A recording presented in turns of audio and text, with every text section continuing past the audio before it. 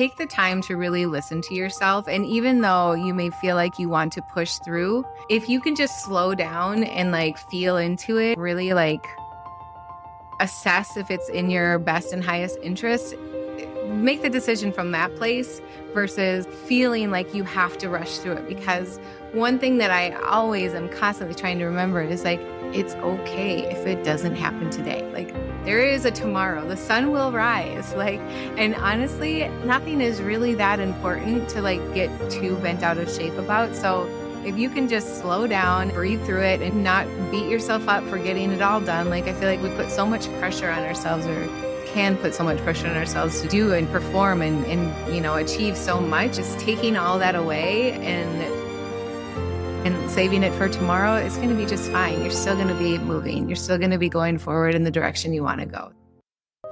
Help Me See is a podcast that redefines the word vision through vulnerable and real conversations, my own private introspective ramblings about the things that I think about in the wee hours of the morning, and my deep core belief that your nothingness is your everything, and all you have to do is see. I'm Bianca Mora. I'm your host. I am an educator, a photographic artist, and I believe that your daily photo habit can be the key to unlocking the ability to be more present in your everyday life and live deeper into your intention and purpose. We're not about the small talk here. Grab your coffee, get cozy, and let's talk. Hello, and welcome to another episode of Help Me See. I am recording this intro for the podcast in bed. I just landed in Atlanta. I have a week-long gig here. And I'm about to go to sleep, but I actually really just felt like speaking this out loud. So today on the show, we have Meghan Doll, and she's talking to us about what it is to basically decide to start your business over, to recognize when something is not working for you and choosing to pivot, choosing to change direction. And what I love so much about this is this idea that goes against, if it ain't broke, don't fix it. Because it depends on what definition of broke you're thinking about or you're looking at, right? So Meghan had a very lucrative and successful wedding photography business, and it was really wearing her down physically, mentally.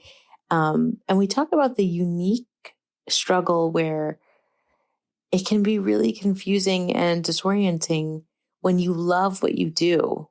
You know, you love it so much that sometimes the boundaries can get blurred because there's not really an on and off switch. So this is her story about how she kind of course corrected once she came to terms with the fact that this wasn't working for her and what she decided to do instead. And I just hope it serves as this like big fat permission slip to burn it all down.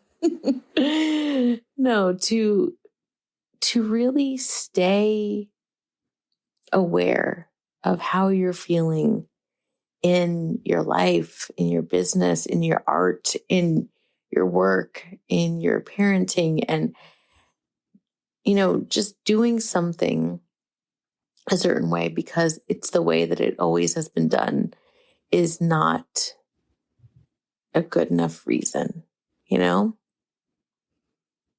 And this topic is very near and dear to me right now, as well as I'm currently in the development stage of this course that I'm creating about really honing in on your vision and being so present to it, that you're able to tap into it and create from that place in any situation.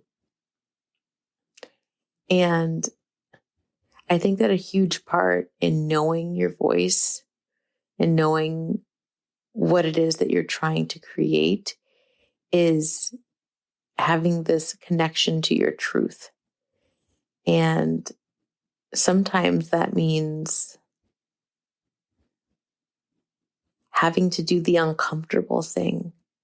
Sometimes that means when a client is looking at you with an expectation to tell them what to do with their hands, that you resist encouraging, oppose, and you direct them more inward to themselves. And because that's what you believe in, and you really are aspiring more to have them be comfortable rather than acquiesce and play into the role of the quote unquote professional. And of course, I have all the answers. Let me tell you the answers, because I think the best coaches, the best teachers, the best humans, instead of speaking for someone else or taking on the role just because it seems to be the expectation, I think that the more powerful choice is to always direct someone back inward towards themselves, with support and, whatever the situation calls for in your heart. But how did I get here? How did I get to talking about this? This is what happens when I start recording a podcast intro at midnight after a flight. Anyway, I was working on the course on the plane as well, so that's why it's really top of mind and tied to this topic that we're talking about today. Anyway, if you're interested in learning more about Meghan, her links will be in the show notes. She is up to some really interesting stuff. She talks a lot about the art of the sale. And yes, I'm so thrilled to bring you this conversation of a real life artist that is choosing to create that balance and own that balance of, work and play, and really did a brief thing in course correcting. I love getting to hear her thoughts behind the moves that she made, and I hope that you find some inspiration in here. Okay, without further ado, here's Meghan. Hello, hello. Welcome to another episode of Help Me See. And today we have a special guest, Meghan Doll. Meghan is a photographer and an educator, so obviously very near and dear to my heart. And I'm so excited to talk with you today, Meghan. Welcome. Thank you so much. I'm happy to be here. And I will just say this. My last name is just Doll. Oh, Doll. I love it. Oh, I know. I love that you were trying to put a spin on it, because everybody is like, is that really your last name? I'm like, yes, it is. I love it. Straight up Doll. I think that, like when my parents moved here from like the Scandinavia, it was DAHL.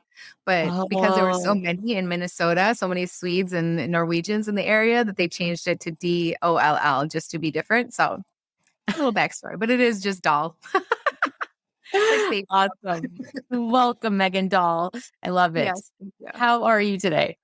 I'm great. It's been a fun morning. This is one of my days that I dedicate to education. So to the education side of my business. So it's been really fun. Love it. Love it. So today, Meghan and I are going to have a conversation around what it looks like when you're in a business that you love so much, or you have a craft like photography or what have you that you love so much. And the line between, rest and play, work and personal gets really hazy and blurred, and how easy that can be. But before we get into that conversation, I would just love to know, Meghan, how you got to where you're at today. Yeah, absolutely. Well, I think to start from like the very beginning, like I was just always one of those kids that was like obsessed with photography. I had a family of photographers in my, like my uncle was a photographer. My granddad was a photographer. He had a darkroom in his basement. So it just like everybody was always taking pictures around me. And I found a journal when I was 10 years old that was like, when I grow up, I want to be a photographer or a ballerina. I was like, okay, that's about right. So it's just always been kind of ingrained in me. And so when I started taking pictures in high school, it was just like an instant love affair of just like exploration. And like, I just remember being like struck so deeply and to the point where my teacher was like, are you okay? Because I was like frozen in time and just like couldn't even like move. I was so like inspired and shook and like just like it hit me really hard. Okay, what about it? Pause. What was it that you were seeing? Because I had like similar experience. Yeah, it was the decisive moment. Are you familiar with Henry Cartier-Bresson? Like, Yes. where he's like, what is going on here? It was just like, it just struck me like how impactful an image can be in just capturing that one tiny moment in time. And it's just like, if you wait for it, line it up, and just like set yourself, like, it's just so like, I don't know, visually like orgasmic. Is that a word? I don't know. It is in this. I have goosebumps, so I'll take it. Yeah. I remember in high school, my high school photography class, it was the same thing, exactly what you're describing. So I resonate so hard. I had been taking it for a while. I loved it, but then I came across Jim Goldberg's work. He does the series The Rich and the Poor with the black and whites of the families, and then the writing. They would write whatever they felt about the picture when they looked at it. And there was something about that, because all that I had seen before was like, flowers and fashion. But when I saw that, my brain went like I totally started fritzing out. Like, oh, wait a minute, this new world opened, and that's exactly what you're describing. I just had to interject. I love that. It's so exciting. It's when you like to find a passion like that, at a young age like that. I feel like it's such a gift because from that point on, it was just like beelining towards it. So it's like I got to college. I was, I took a photography course and I was like, yep, I'm going to do this. This is what I'm going to do. And my parents were all like, no, what are you doing?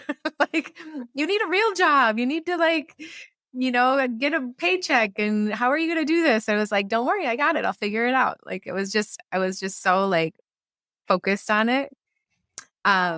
So after college, I started a wedding business. I built that up for about 10 years and I had this great wedding business and I had shooters underneath me. I had all these people like doing their own weddings. It was wonderful. And it was also the most exhausting thing I've ever done. And it ended up sort of breaking my spirit in a way because I realized how physically challenging it was to shoot at that high level and that capacity and that length and all of that. And so I just got to a huge like breaking point of like, I can't do this. Like, I cannot do this anymore. And it was a real like pivot in my life where I was like, how am I gonna, I love photography so much. And the thought of like breaking up with photography, like there was no other choice for me. Like I can't not take pictures. Like I love this. This is my path, but I couldn't do this part of it anymore. So I was like, okay, well, something's got to happen. I need to pivot. I need to do something. And so I just like pulled the plug on weddings in 2008, which is like a terrible time to pull the plug on anything. You remember the housing crisis and the economic crisis, everything like collapsing around us. So I was like, so to my brim, I was like, it can't go on anymore. So I quit weddings and then I switched to portraits.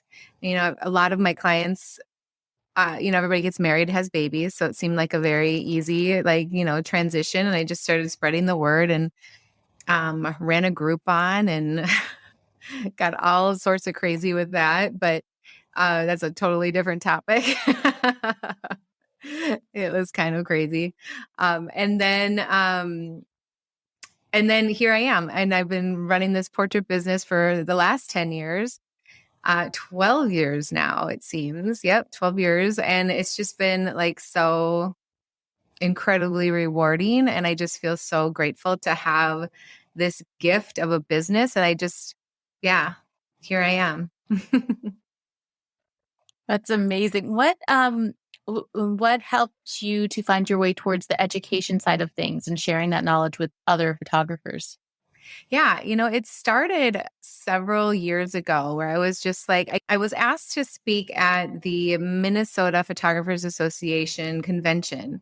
And I was like, oh my gosh, like, really? This is like, you want to hear from me? And I had been talking a bit about like the artwork that I like to provide for people. And, I think in my community, in my town, I'm known for that. And so I did a whole presentation about like just the art of the sale and how to create heartfelt art for clients to create a business that will, really be profitable and sustainable and just provide so much joy and, be rewarding for you. And that's kind of what snowballed it. But it was a very slow start. So I just started like, contributing to like blog posts and or other like websites and just being a contributor to certain things.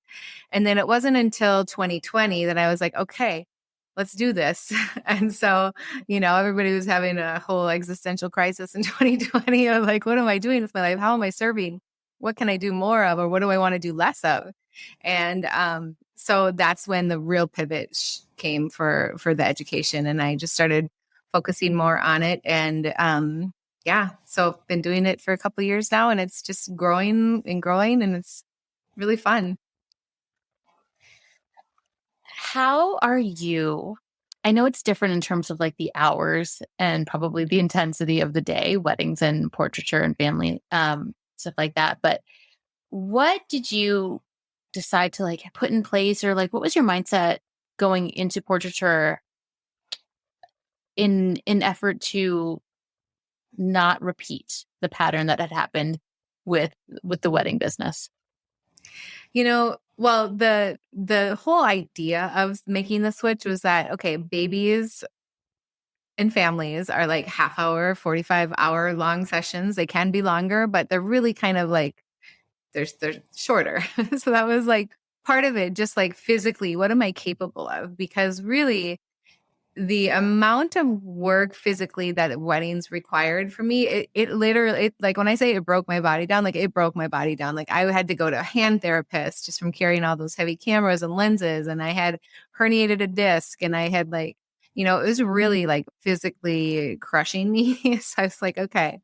So knowing that when I switch to portraits, that's I'm going to already have lightened my load so much.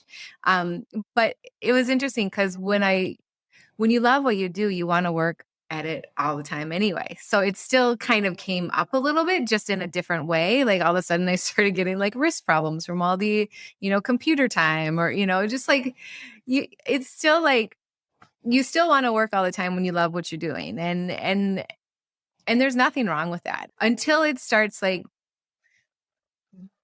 causing problems in your life or causing problems to you physically or mentally, or just like, maybe somehow stagnating some other part of your life, then it's time to take a good hard look at like, okay, it's time to just peel away, open it up, like let some of that go. You don't need to be working every night. You can have a social life. You can do the things that normal people do. And so it's really been a balancing act, and I still struggle, and I still, I'm a work in progress. But I've gotten so much better at it. What? I'm like, you can have a life. What what kind of boundaries have you set in place for yourself? Oh, yeah. So well, first of all, Sunday is a hard boundary. Like I never work on a Sunday. And yeah, I just, I think it started as a joke, like it's the Lord's Day. I'm not like a hugely like religious person, but I'm very spiritual. But I was like, it's my day. It's like my day.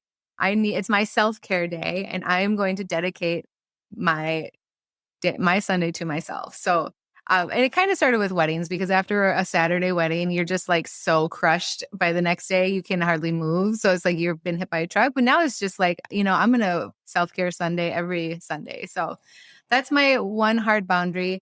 I don't really shoot on the weekends hardly at all anymore.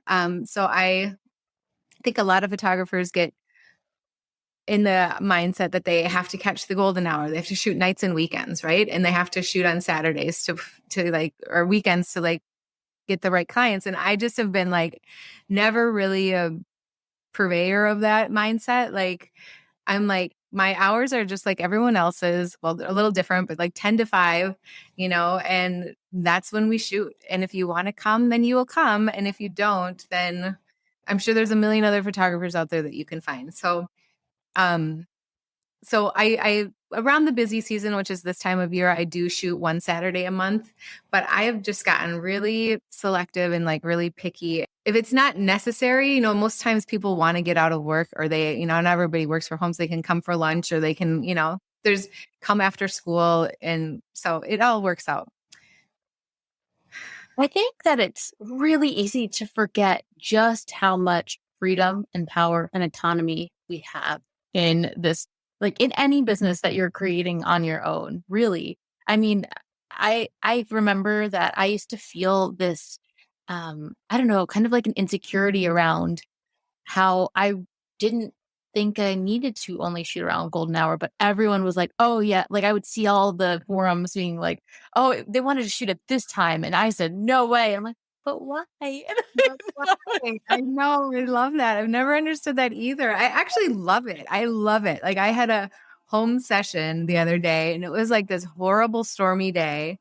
And I was like, this is going to be exciting. Like, how am I going to make this work? Oh my It's like gosh. just such a fun challenge. And they were gorgeous. The photos were gorgeous. And, so. Oh my gosh. I am with you 1,000,000,000%. I had a shoot recently and it was like the highest sun, like basically near noon in a small backyard / in the house, and the house was really dark.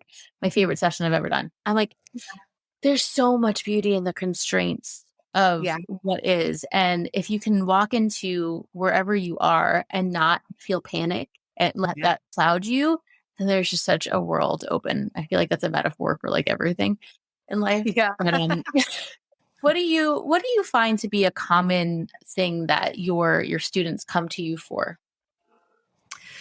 Most people that I've been talking to recently are coming to me for more like strategy and just like, how do I set this up so that it's not going to crush my life? Like they're at the breaking point where like, this isn't sustainable. I don't know how I'm going to do this. I don't know if I want to do this. And it seems like that's where they find me. And that's my sweet spot is just like, setting a business up so that it's not going to ruin the rest of your life, so that you can grow it. It can like flourish and like really thrive, but it's not gonna like make you stay up till 2 a.m. editing. It's not going to, make you work every weekend. It's not going to take time away from your family. It's not going to take, just so you kind of like I help people iron all of that out and just get all the systems in place so that you can have a life. Right. And and then like ironically, it seems like when you start to be a little bit more hard-lined about your boundaries and giving yourself the space from your business, it's not taking away from your business because you're showing up to your business fresh and with like this renewed energy and purpose, right? Yeah. Yeah, absolutely. It's like you just get a lease on life, it's like each day is new and you're like, okay, let's do this. Yeah, absolutely. Tell me about your vision for your photography specifically. Yeah. Like, what is it that you're looking for? And I love knowing that your inspiration point began with Henri Cartier-Bresson. I'm like, wow, sophisticated high schooler. Yeah. So my vision for my photography is really just to like be the mirror for people to just see the love in their life, I feel like I'm not a parent, so I can't speak for this, but I feel like as I have witnessed. It's hard for people to like see through the everyday and really see like why they're doing it all, what's it all for. And so I just want to be that little window into like the why and like bring the beauty and bring the love and just like show them the love, you know, of their family. So when they see their photos, they're going to like, you know, feel that little well in their heart, that little flutter when they walk by them in their home, or, you know, when they're looking through their album, they're going to like be taken back to that stage and age of their kids' lives and that like, you know, that fun moment we had or they had in the studio. It's really simple. You know, I've really kind of tailored my style and the way that I work with people to just be like as easy as possible. Like I only shoot in the studio. I do shoot some stuff like on location or outdoors if people have been with me and they require or request it. But otherwise, I just make it really simple and keep it really classic and really neutral and just like, you know, capture the love. You know, it's so funny as you're speaking, I can't help but assume that like that vision and that um, ethos is probably mirrored to your students, right? Because I'm sure you're mirroring back to them what it is they're coming at you with, but they're not seeing just the way sometimes parents can struggle seeing the love in their life. Like, where are the points in their business where it's draining versus energizing? Yeah, that's a really good point. I bet that's really true. And yeah, absolutely. I love that idea. I've never thought of that. No, it's see, look, I reflect it back to you. This is what you. Thank you. I love that. But that's all of life, right? We're all just a big old reflection. Yes, yes, that's all it is. So what is going on for you right now? What do you have on top, like in your business? What's going on with you at the moment? At the moment, I am working on doing well, a few things. So I am working on a workshop with some focus on like getting over the fear of social media and like how to help people over that hurdle. Cause I feel like that's something that's coming up a lot, that people are just like kind of have this like, you know, just I don't even know what the word is, but they just like, what is the word? They have a block around it and they can't get through it. And they are scared to post, don't want to post, don't want to feel a slave to it. Like I get it. I totally understand, but it has become such a um integral part of doing business in this way in this world, especially for photographers. So just helping people with the hurdle there and getting them past that. So I'm kind of putting together this workshop that's going to be at the end of the month for that. It's busy season in the portrait world. So, you know, I'm what I'm really trying to do this season is to not feel the overwhelm. And it usually starts for me around this time of year. And so I'm like, okay, what are we going to do differently this year that we didn't do last year? How can we do it better than last time? You know, it's because it does inevitably seem to like reach a crescendo, and it's like it feels a little too. I feel a little too exhausted by the end of December than I want to. And I also am like, what happened to fall? It's like my favorite season. And I'm like, it's gone. And I'm like, I want to enjoy it. Yeah, you're like, I want to enjoy an apple orchard without a camera on my face. No, exactly. I want to do the fun things. So it's like the ongoing, like juggling act, you know, like how do you balance it all? Right. And especially, and now too, where it's the portrait and it's the education, the juggle, you know, with the overwhelm, I'm curious, it seems like you have a very grounded present, shooting style. You're like, oh, it's a cloudy day. Well, that's exciting. You know, very open to those kind of things. Is it the sheer volume of the work that can be overwhelming? It is, yeah. And because people tend to order more this time of year because they're trying to get like holiday gifts and like things like that. So there's like the influx of, you know, I shoot a lot of newborns, I shoot a lot of babies. So that happens like year round. But at a certain point, people come back once a year. And so it's like all of those clients, and they all want to come between like September and December because they want gifts for the holidays. They want the holiday cards. They want, they've got the extra income. I feel like everybody always has more money this time of year because, versus like April when everybody's like just dealing with taxes. So people just buy more. And so we do a lot of like artwork and albums and frames. So it's just a lot more like high touch and like getting all the things in line and ready for them. So yeah, I forgot you do in-person sales. That makes total sense. That is a huge part of it. No wonder you have incredible artwork all around you. Yes. I love it. You're probably people's favorite person for the holidays. Like, oh yes, I know the perfect gift that everyone kind of like Santa. You are. Oh my gosh. You think about grandma and mom and like your aunt. They're like, oh my God, you're so good. Like, perfect. I love it. God. I love it. Before we come to a close, is there anything that is just on top for you that you feel like is really important to include in this conversation of, keeping your passion alive? Like whatever it is you're doing, whether it's photography or it's something else, some other craft that you're doing that kind of feels like a slippery slope of, I love it so much that I can't find space for myself in that world. Yeah, I think, we all have intuition into like what's going to be serving us best. And we all have intuition into,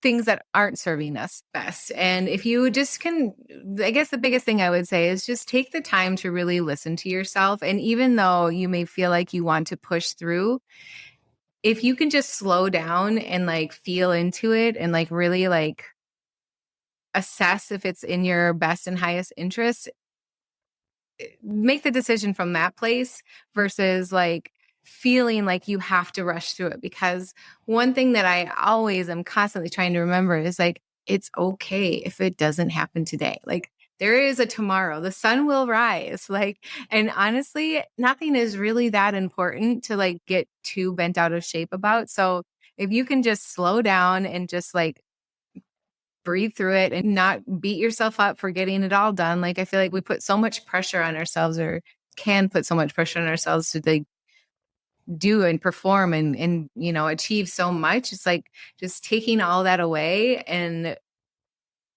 saving it for tomorrow. It's going to be just fine. You're still going to be moving. You're still going to be going forward in the direction you want to go. So that's kind of the biggest thing that I always try and remember and focus on. Yeah, I try. I feel that my mother-in-law is a nurse. I'm like, okay, I'm not saving someone's life right now. I am. All is well. All is well. Just breathe. Yeah, right. I know. Oh my gosh, Meghan, where can we follow you? I'll put whatever Meghan's links are. I'll put them in the show notes. But can you let us know where we can find more from you? Absolutely. So you can find my educational platform at The Art of the Sale. At The Art of the Sale, and that's on Instagram or theartofthesale.com. And then my photography platform or website is just meghandoll.com. And then the Instagram is at Love Meghan Doll. So wherever you want to follow along, I try and be as present there as possible. So awesome. Yeah. Well, thank you so much, Meghan. It was such a pleasure. Yeah, thank you. If you enjoyed this episode and want to get in on actual conversations with me, join the Help Me See podcast private Facebook group. Every Friday at 12 p.m. Eastern Time, I'll be hopping on live for Q&A on the latest episode and for free consulting if you need a bit of help thinking about ways to save your memories. Did you get something out of this episode? I really, really, really hope you did, and I would love to hear from you. I'm on a mission to empower you to feel peace knowing that you are not missing your life. One of the best ways that you can support me is leaving a review. And honestly, I'd rather hear about the memory you saved because of this podcast rather than any kind of accolade. Tell me how this podcast has impacted you. And 1, I'll probably cry. And 2, I'd love to give you a shout out on the show. Take a minute and head out to the link in the bio to write a review now on the podcast.